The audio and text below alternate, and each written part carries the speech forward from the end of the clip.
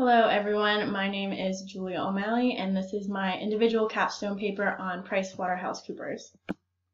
PWC operates in the professional service industry and more specifically in the public accounting field.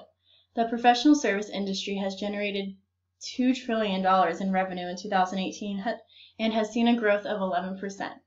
There are a bunch of subsectors in this industry which include accounting, architectural services, engineering services, legal services, and management consulting.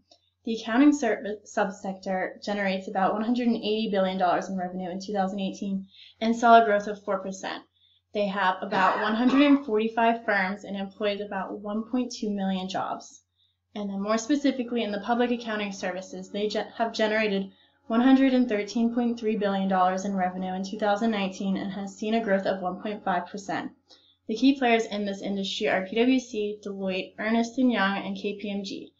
The services they provide are financial auditing, financial statement review, other financial assurance services, general accounting, tax planning and consulting, individual tax preparation and corporate tax preparation, and so much more.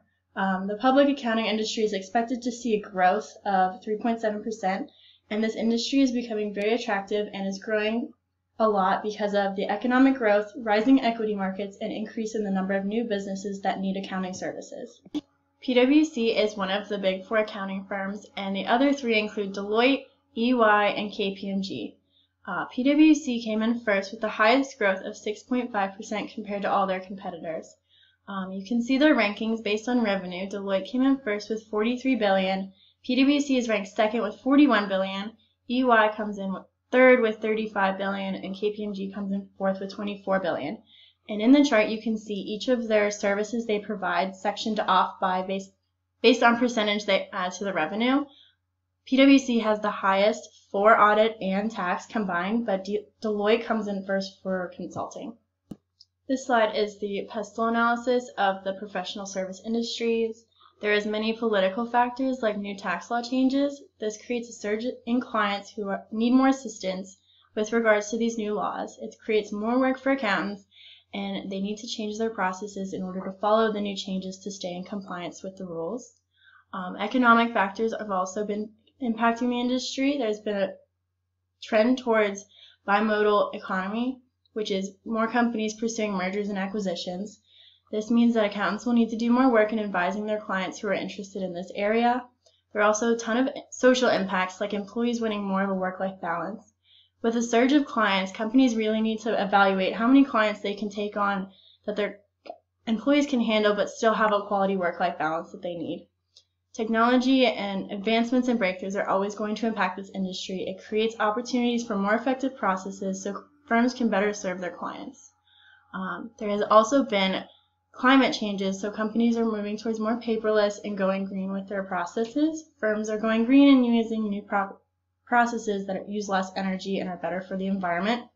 And legal issues are a huge impact on this industry because there are new and updated rules and regulations on ethical accounting practices. Accountants need to stay up to date on the changes to ensure the quality and independence of their work. The driving forces for this industry include cloud accounting, helping small and mid-sized businesses, and advancements in technology that have increased efficiency. There has been major rise in cloud accounting. With cloud accounting, there is less days of emailing spreadsheets back and forth, finding errors and inconsistencies, and being reliant on desktop accounting systems. Also, there has been a shift in focus to help more small and mid-sized businesses. Accountancy firms have begun to provide advisory services, not just tax and compliance services. There are so many ways that technology has helped create more efficient processes in the accounting field.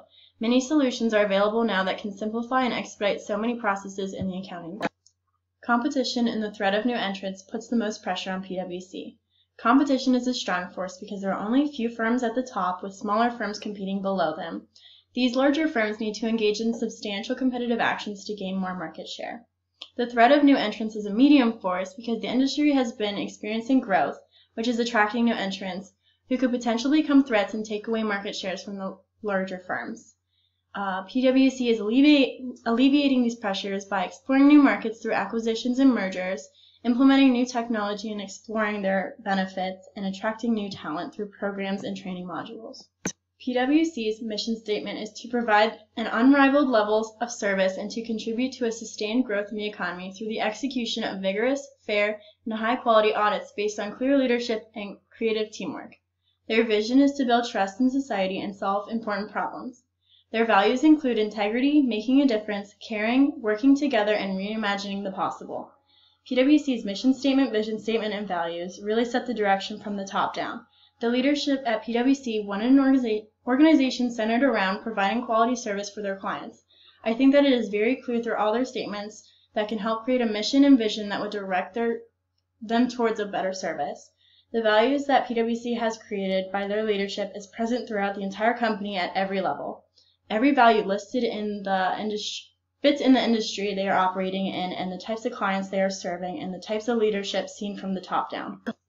PWC's strategy is centered around 5 key focus areas, and they are understanding their clients to create long-term value, delivering the PWC culture, building on the quality of their service offerings and delivery, investing in strategic competencies, and transforming their organization. Each of these key focus areas has critical success factors and performance indicators. I have listed a few below that have met their targets.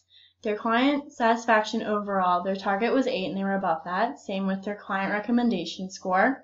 However, their net promoter score was a little bit below their target. Their net revenue, their goal was growth, which they succeeded. Their operating growth, they wanted stability, which was good. The percentage of billable client hours was also stable with the same percentage from 2017 to 2018. The circularity of operations, their number one goal is to improve to 100% by 2030, and they are at 39% right now. They want to reduce their CO2 emission by 30% by 2020, and they are currently at 21%. Another performance indicator they didn't do so well at was their turnover rates. Their turnover rate for people with non-Western migration origin has decreased by 2.1%. This is important for PWC for becoming more culturally diverse. However, their turnover rate for highly talented employees was higher than they aimed for, which is not good within this industry. Some of PWC's strengths include their strong cash flow that has allowed PWC to invest more in different products and new technologies. PWC also has a lot of brand value and recognition within the industry. They were ranked 50th by Brand Finance Global 500, and this was ranked above the other Big 4 competitors. PWC also has a strong customer satisfaction rate, and they conduct a lot of mergers and acquisitions that have allowed them to enter into new markets. However, some of their weaknesses include high attrition rates compared to the other companies in this industry. PWC could also get more out of their research and development investments, and PWC's structure is not very agile in response to rapid changes in the environment. Some of PWC's opportunities include new technology advancements. This will help PWC maintain their current customers with quality service and attract new customers through value-oriented propositions. New environmental policies and new taxation policies will provide PWC with the opportunity to gain more business as more companies try to comply with new requirements. Another opportunity would be changing trends of client behavior. This will allow PWC to build new revenue streams and diversify into new markets.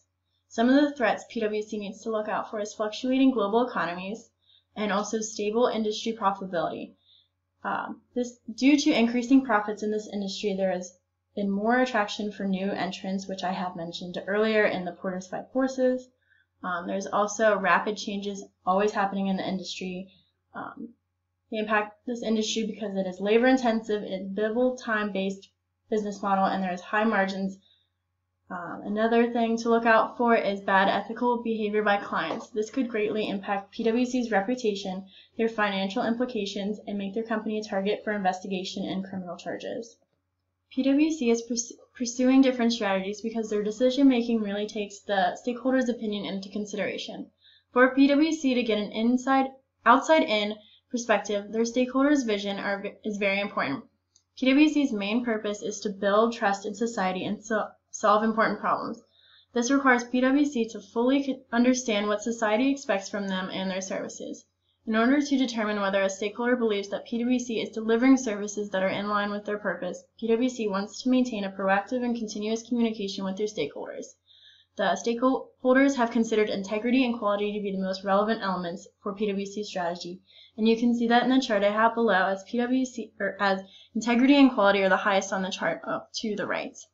Some of the strategies to help pursue this vision is to evolve their approach to the market and client experience powered by technology and data, and also their digital transformation, which includes programs to increase employee skills and knowledge. Both of these strategies are about integrity of practices and making the quality of their services better for their clients. There are other very important elements in the strategy, but integrity and quality are the highest on the list. PwC's diversification strategy is really centered around acquisitions of smaller businesses to enter new markets. They acquired BGT to help businesses transform and implement more innovation. PwC also acquired PRTM because it will significantly increase their ability to serve their clients in areas of operation management, strategy execution, and business model innovation, and will provide their people with new opportunities for career development and growth. PwC also acquired Logan Todd Company and AntiView because PwC believed that their joint capabilities will enable them to deliver richer and more in-depth digital analytics and optimization services to their existing clients. They were also acquired to build upon PwC's growing management consulting, customer impact, and customer engagement capabilities. PwC's structure starts with their partners, then their directors, senior management, senior associates, and associates. PwC is more mechanistic in nature, and this causes them to not be as agile as they need to be in this industry. Mechanistic structures are more focused on maximizing efficiency and minimizing cost. PwC structure restricts them from adapting to rapid changes that are always happening in this industry. There is a definite chain of command, and decisions are kept as high as possible. The ultimate decision-making remains with the partners, so any changes would take a while to actually be implemented. PwC does have a strict company policy and operating standards with an abundance of documentation, but this is the norm for the industry.